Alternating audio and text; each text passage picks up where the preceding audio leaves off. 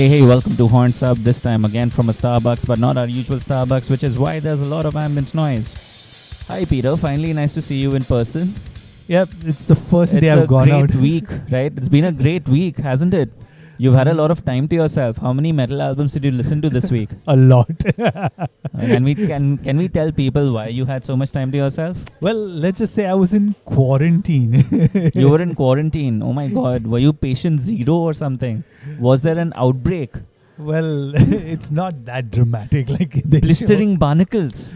Something like that. Something like that. That's the biggest clue that we'll give you. Peter really doesn't want me to mention it on the podcast. So if you can figure out what he suffered in this past week through blistering barnacles, we will give you Haunts Up merchandise. If you come to CAD, Control Alt Delete. Yep. You heard it here first. Haunts Up is getting merchandise. We are becoming big. And legit now. And legit. First website, now merch. Oh my God. What's next? Patreon. Patreon, no man. Anyways. So wait. To come back onto track, you've had a week to yourself. Has that translated to a lot more metal? Oh yeah, of course. I mean, for me, just being alone and miserable, I was very tempted to go to the Nun album, but I stopped short just because there's been so many new albums coming out lately. Let's do a music on our mind or something soon so that we can talk a lot about it. But yeah, you really liked Sons of Apollo, the entire album, right? Yeah, dude. I was very surprised, including the 15-minute track. It's like, whoa. Guess which album I really like this week? I don't know. Poppy.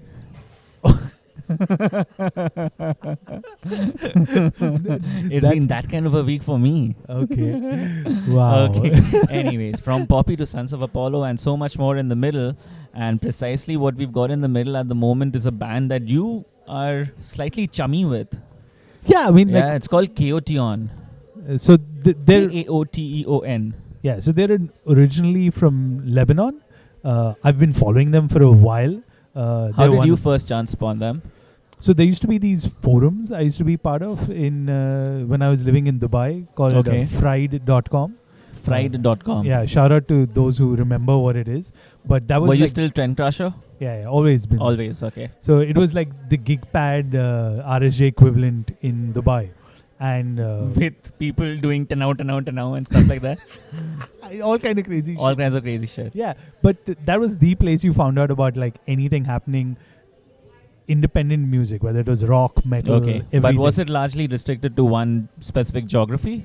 Yeah. It actually spawned from a school in Dubai. And it went then once everyone kind of started posting about gigs. All right. So I think somebody who was part of the forums when they came into like the Middle Eastern bands and stuff, someone posted about them. I think they'd just released their first album or they'd done demos back then. But they're one of the few. And like when it comes to like places like Lebanon, Syria, Jordan, all of them, they have far more advanced metal scenes in a way. Like they've been listening to metal for a while and stuff. So it was cool to check them out. And then, a couple of years ago, I got the promo for the Kaoteon album, so I definitely checked that out, and it was good to just, hear back from them. Fast forward to a year later, I get another promo for an album, and I'm like, wow, these guys are really putting it out. Yeah. So that's when I thought, it's a great time to speak to Anthony from Kaoteon, who I've been in touch with for a while. All right, so this would have been, around 2 years back, and then you get one more promo immediately the next year, and then... They are 3 for 3 in 2020. Another new promo hit your inbox, which you shared with me. Yeah. And voila, there's a new Kaoteon album. Yeah, so when we talked a bit about it in our chat with Anthony, I mean, he's done 2 Kaoteon albums, 1 Death Tribe album in under 3 years, which is really prolific if you think about it for a metal musician, right? It is, yeah. But, I mean, you get an insight in our interview, why he's putting out so much music, where is he coming from, and stuff like that. So I don't want to give too much away. All right. So on that note, let's cue up this interview. Here is Anthony from Kaoteon.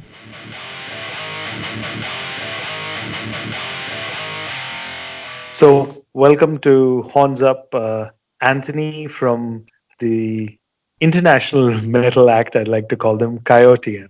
How's it going, Anthony? Everything is good, Peter. Thank you for getting in touch.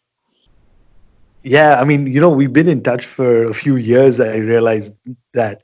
So I'm really glad to have you on the podcast, and especially talking about a band that I've been hearing from the time I lived in Dubai and got into metal. So I still remember reading on Leb Metal and stuff like that about your band. So it's finally great to have you. It's been quite a journey, I must say, for your band. That's an honor, mate. I wish we could have like met when you were in Dubai. I was there for a short period of time, and yeah, we've been around for quite some time now. I think over 20 years. So there's history in this. Yeah, so let's just quickly dive in to the album, really. Why choose to release a self titled album like 20 years into being a band now? Well, it felt like it's only right at this stage. You feel that the maturity of the sound has reached a place where it's fulfilled. You can know the band by hearing it out. You feel that this album has all the elements from Black Death, but as well some thrash metal influences to doom death influences. So it felt really a full representation of the band's sound. And hence, we decided to make it a self titled album, especially that from a composing point of view, I believe the next album will take a slightly different direction and an evolution of sound. So I wanted to make it like a leap of the sound of Kaoteon for the first 20 years and then maybe see what will happen from there. All right. Is this the album that defines your current state? Is this the signature of the Chaotian sound? Which is why I'm assuming you would call it the or release it as a self-titled album because you want everybody to know that this is Chaotian. You could say this more or less, but there is no definite or finite sound for a band. I do not like to believe that a band will stop at a certain sound and the sound will not evolve and change over the years. I admire bands like Satyricon where they started as a full-on Norwegian black metal and then they created something like a black and roll kind of metal, or bands like Death, where they started with typical old school death metal and then evolved into some kind of progressive death metal or whatever these some genres you want to call them. But the evolution of sound is necessary.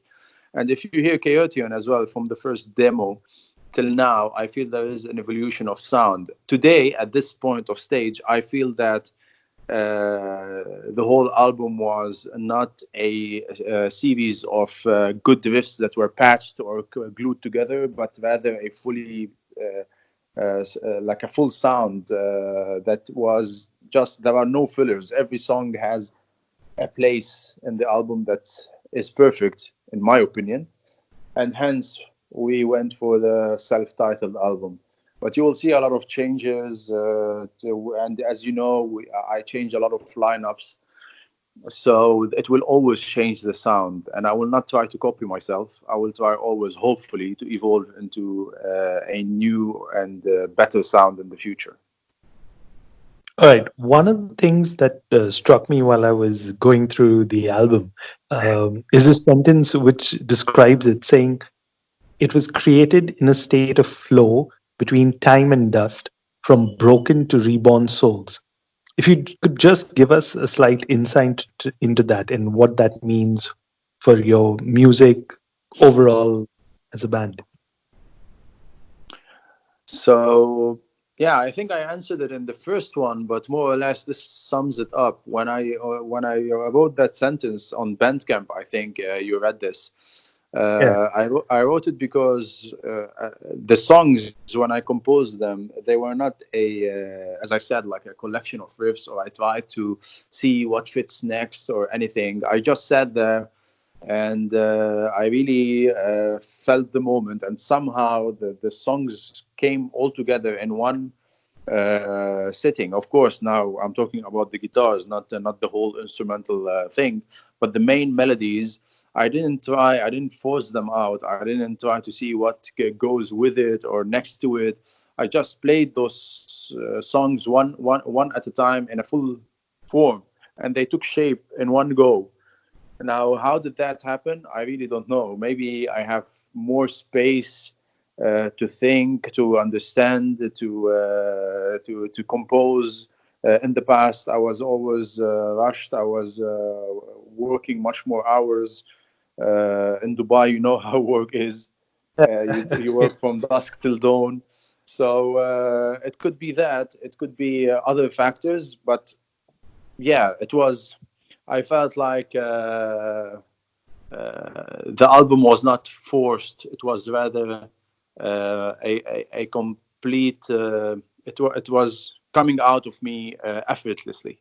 Right. So, since you kind of already alluded to this, do you think your move to Europe or Amsterdam specifically has had an impact on you as a musician and also on the music that you make? And you see this as a thing going forward? I wouldn't say it added or it didn't add. I would say it's a new experience. Europe is definitely a beautiful continent, but I have been visiting since 2005. I think the first time I came to Europe, if I'm not mistaken. Living here definitely is different, but as an expat and an immigrant, you always are living from one place to the other. It's always tiring until you settle and you make a place home. And today, Europe is still not home. I've been here for a year and a couple of months. I've already changed 3 houses in this year, 2 jobs.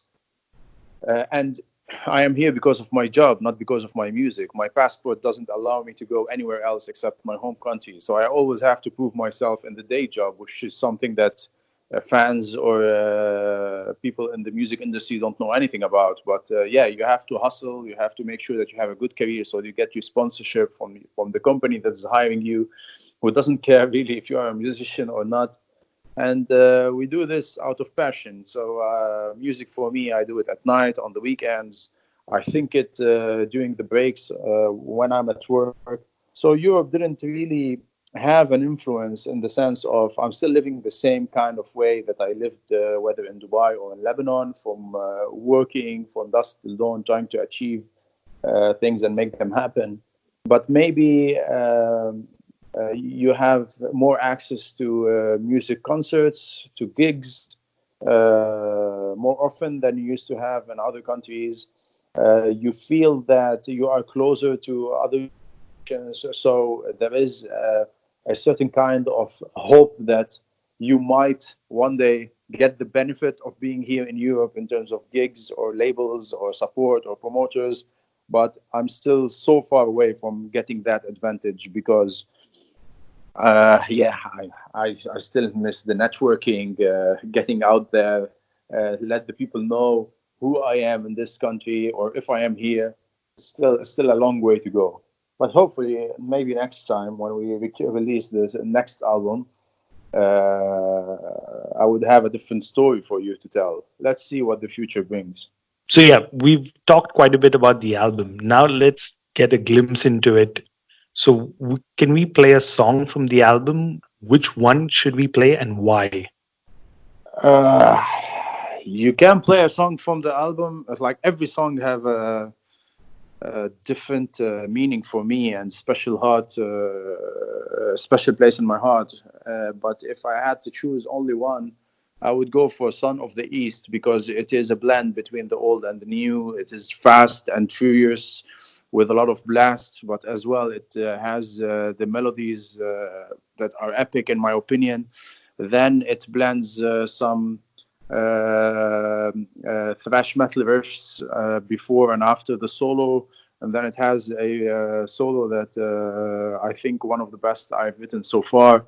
So I feel it's a very complete song for a Black Death metal band and for the fans themselves. But then again, I cannot ignore songs like Catharsis. That is the first time that I write a track like that for Kaoteon, where it's more on the slower kind of riffs, but yeah, I mean, for me, it's a perfect doom death song with great melodies, and it reminds me of giant sounds and bands and influences from the early '90s. So it's a bit of a riddle if I want to choose only one, but I would go for Son of the East. All right. So here we have it. Here's Son of the East from self-titled Kaoteon album.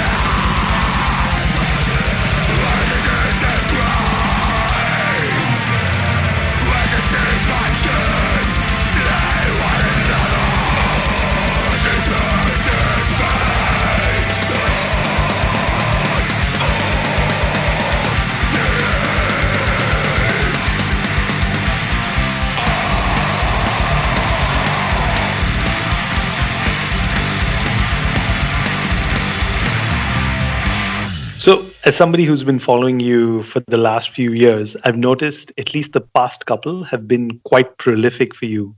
In 2018, you released a Kaoteon album, which was Damnation Memory. And then you also released an album under the moniker Dead Tribe, which was Beyond Plain and Pleasure, a Desert Experiment. And now you've got a third album in 2020. So three for three. Is this an upside of being like the main songwriter in a band? What would you say? So definitely having no other music composing partner in a band gives you the advantage to have the freedom to finish things faster and not fight against each other's riffs and ideas. But at the same time, it's a bit of a it's a battle internally, because you're not sure if what you ask a lot of what ifs.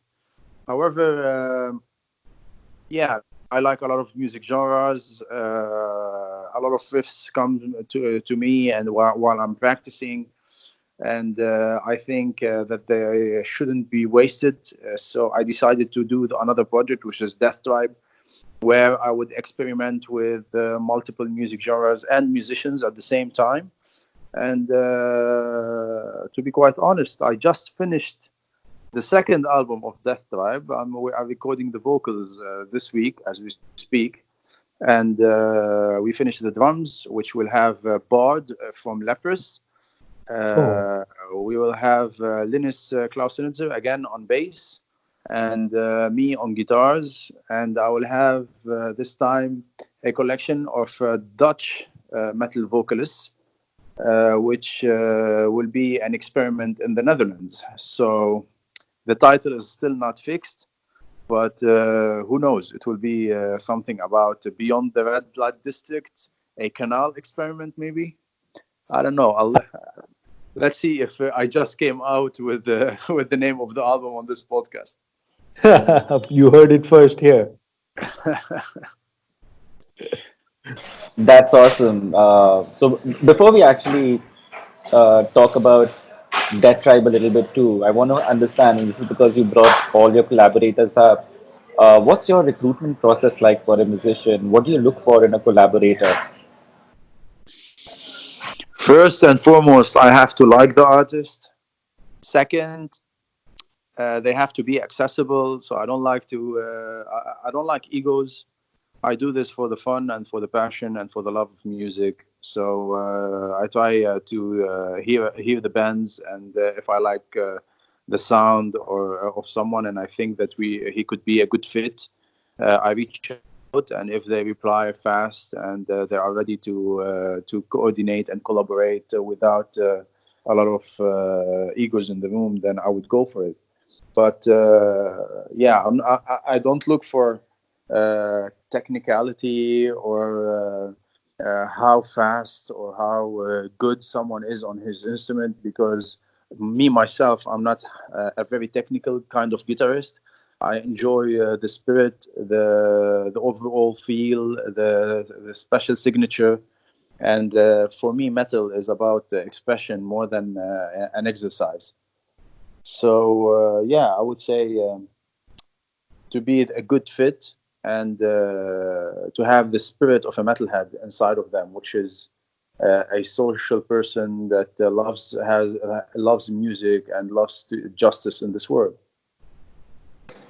So typically, say you were to ask somebody new, what would be the first couple of questions that you would ask them to kind of, check out the vibe, etc.? Do you discuss old albums, or do you just send them a recording and say improvise or something of that sort? So typically I would go, hello, this is Anthony from Kaoteon and Death Tribe. I don't know if you've heard about me, but you can check me out on Google. I have this project that I'm currently recording, and I would like to work with you because I like your music. Do let me know what you think. And then I wait for feedback. If they don't reply, so be it. If they say hello back, then we take the conversation where it goes. But yeah, I mean, there is no special process or guidelines that I go with. It's just it has to feel right. Sometimes I speak to people, and then after a couple of chats, just drop the conversation because it just doesn't feel right. Like when I mean, it doesn't happen often, but it happened in the past. If someone is asking a lot of weird questions, or trying to say that they only work with this and that, and I don't know what, so I tell them, okay, good for you, I'll move on.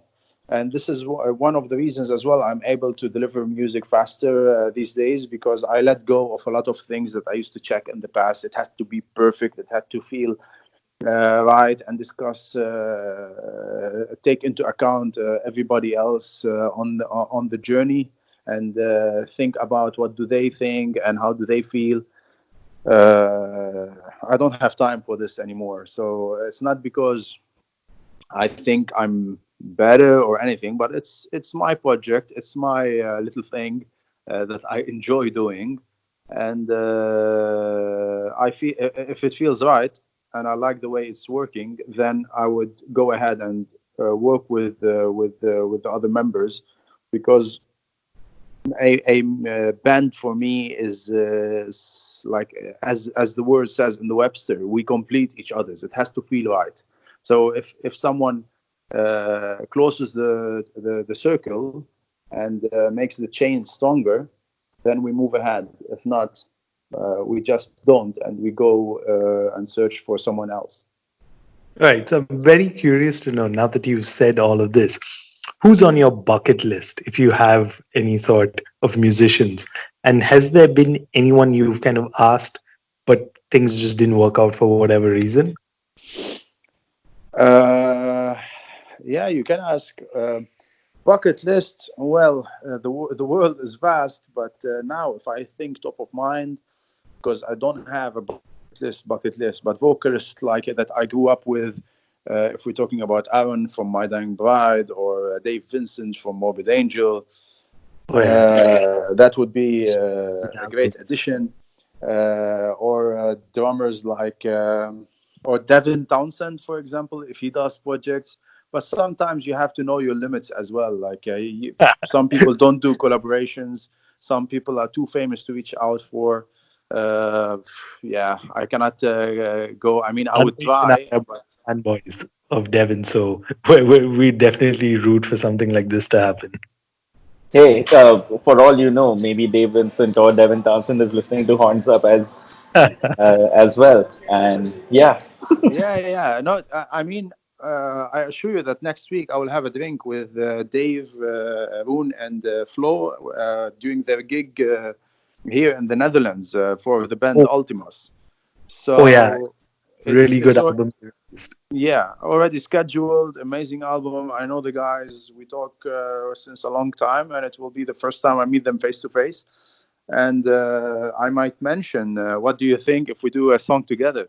But as well, like it has to fit. Like the new Death Tribe album definitely is not material for Dave Vincent or Flo Monnier, for that example, on drums. It's more a slower album. It's a groovy album. It goes more in the lines of I don't know, Death Tribe. So I try to stick to one genre in the new album, and make it more have its own sound, rather than like the first album where we went from one genre to the other, just covering a whole range of musical genres in the metal, as if you were listening to a metal concert. So it's totally different. But at Kaoteon, for example, in the future, I enjoy working with Adrian from At the Gates. He's a music legend, and he did an amazing job on the current album. And I would love to work with him again. But you never know in the future if I find the opportunity to work with someone else and Adrian is busy. Yeah, who would it be? Time will tell. At the right time, with the right moment, and the riffs that are pouring out of me, I will find the best fit for them, and then we will decide. Maybe, yeah, I don't know. I really don't know. okay. And sorry for beating this topic like a dead horse, but No, uh, no, fine. of course, completely curious, and you don't have to answer this actually. Yeah. Um, Completely upon you. Anyone, of course, don't take the name if you'd like, who turned out to be completely different from what you expected. No, not really, not really. Like I've spoken to a lot of musicians, and mostly in the metal scene, all musicians are really open and nice. To be quite honest, from Stevie DiGiorgio to a lot of people. Like most of them, if they reply, they are nice. If they don't reply, then they don't reply. You cannot say that they are not nice. Maybe they're super busy. They receive a lot. They receive a lot of messages. Like I remember trying to reach out to Frost from Satyricon on the before I worked with Frederick when he was the drummer of Marduk on Damnatio Memoria, and Frost didn't reply. So was it because he's rude? No, absolutely not. He's busy. He has the other priorities. Maybe he didn't even read the email. Maybe someone screened the email out. So you never know.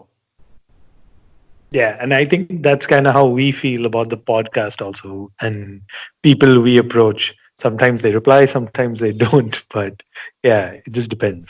Yeah, Uh, I remember I played once a Morbid Angel cover. It wasn't something released. It was a bootleg. You can find it online somewhere.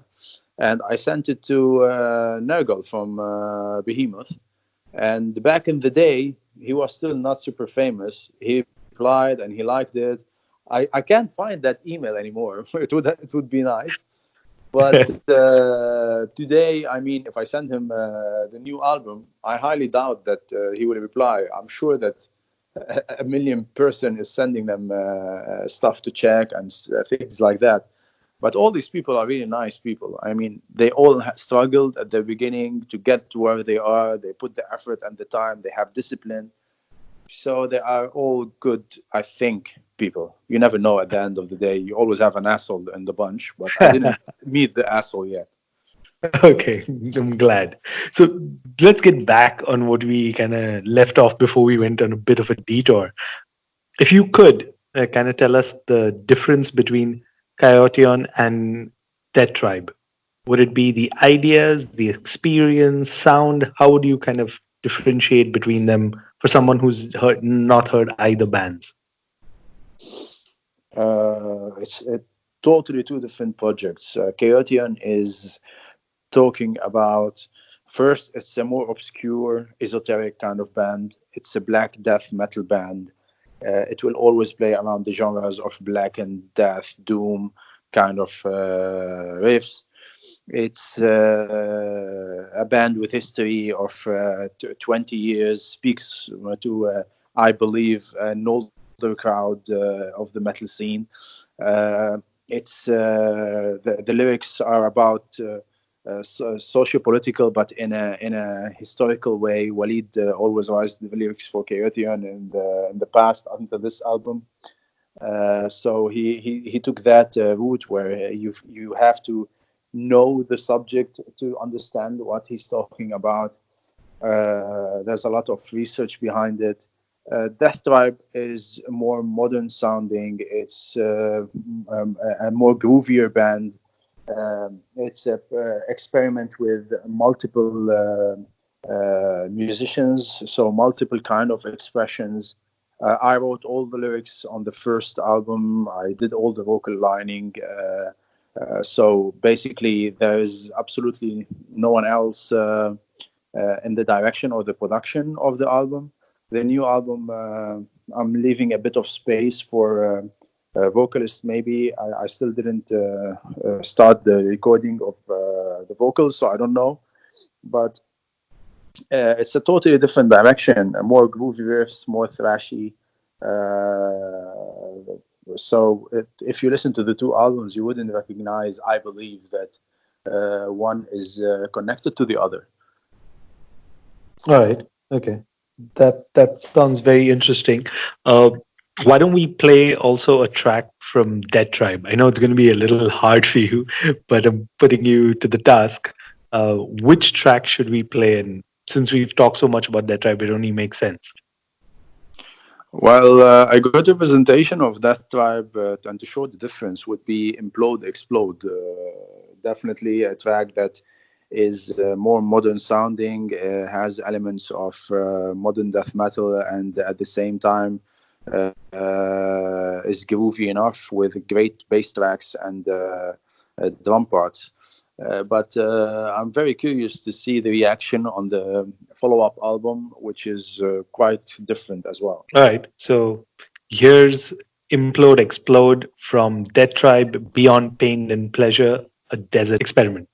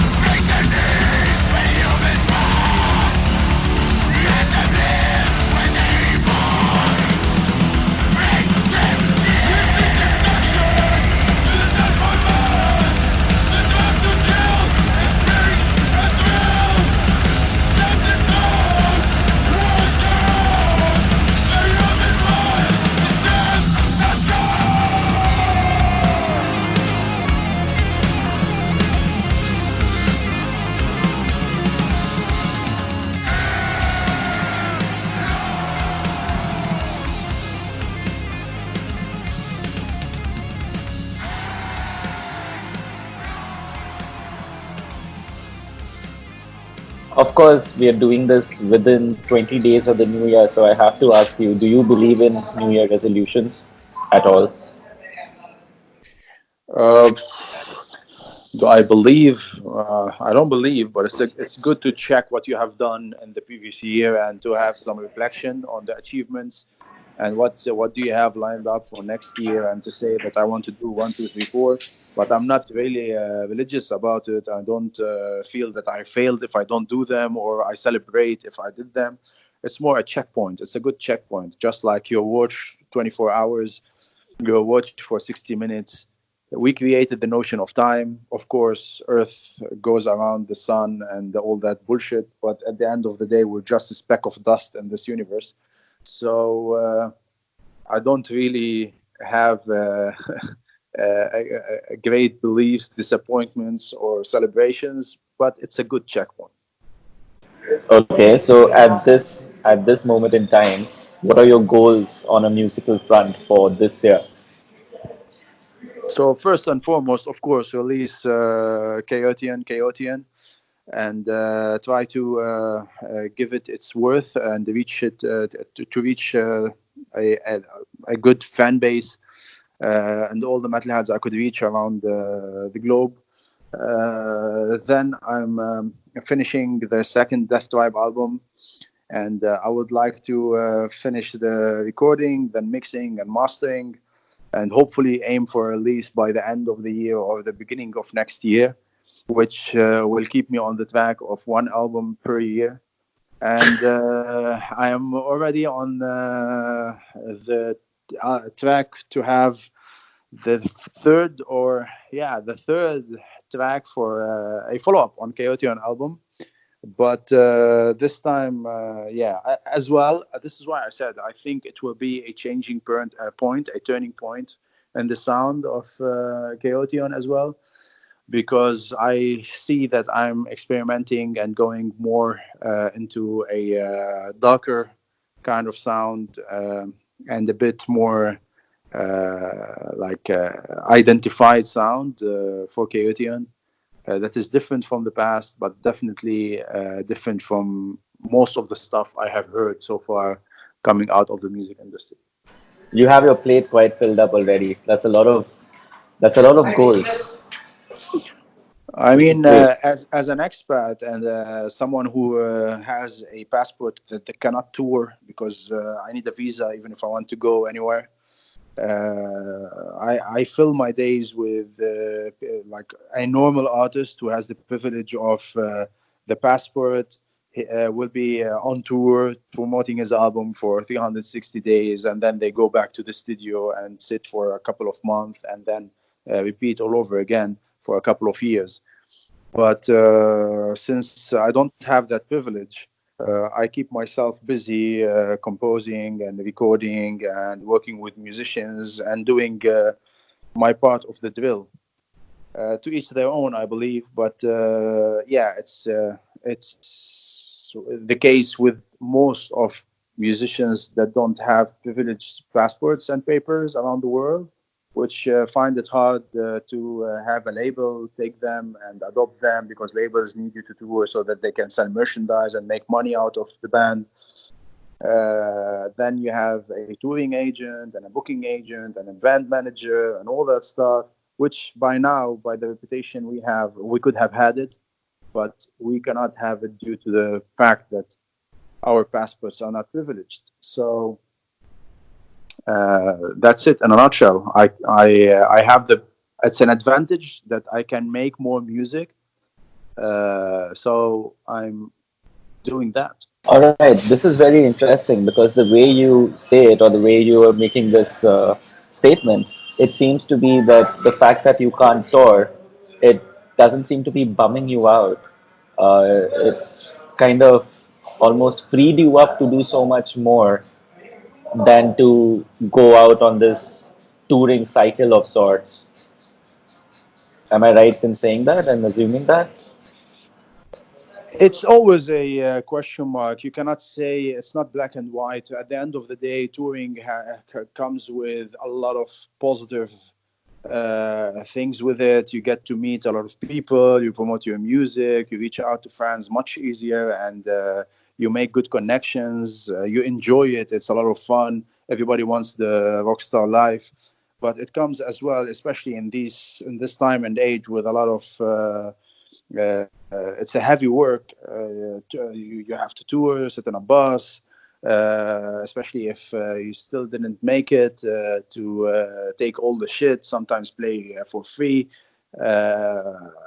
It's exhausting. You're away from home and your family. So would I be bummed out? Of course, I was bummed out throughout my 20s. Today, I already crossed the mid 30s. So I come to the realization that I will make music. I will do it with the best artists I can get my hands on. And I count on hopefully making riffs that are memorable enough so that they are scarred throughout history. And I'm not seeking fame, but at the same time, I think that my music will live longer than me. And this is what matters. It's about making history, trying to shout out, have a clear message to the world. Do your part, not just live unremembered and waste your time on stupid acts. So Fantastic. yeah. Commend you for that. Thank you. Yeah, it's such a positive message to hear, and I'm glad that bands like you are keeping this going. I mean, I completely kind of see where you're coming from, because it's not easy coming from your background, but to have a positive view on things like this is really great. Thank you. We should wrap up with one last question: is would there how do people who are listening to the podcast, how do they reach out to you, reach out for your music, merchandise, anything? This is your space to plug it all. Well, it's I'm not an alien. I'm just on all the social media platforms that everybody is using, whether it is Instagram through the band pages, whether it is Facebook as well through the band pages or my personal page. I try to reply to everyone that reaches out, and a lot of people do. We do music for our own sake, but at the same time, the best pleasure is by getting an appreciation thread or shout out from people.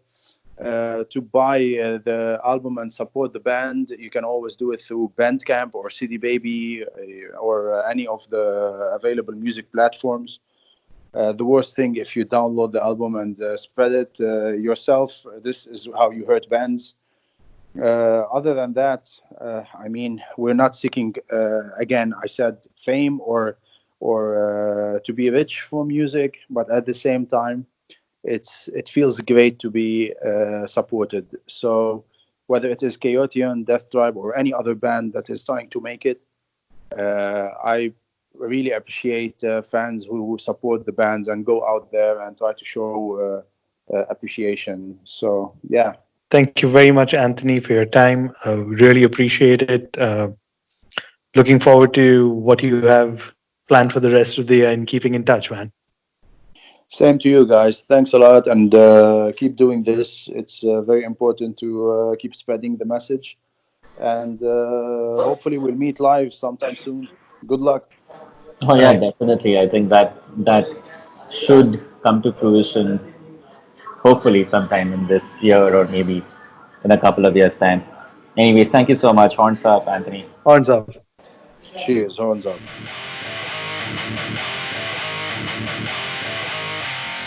Wow, so he's just like every other metal musician.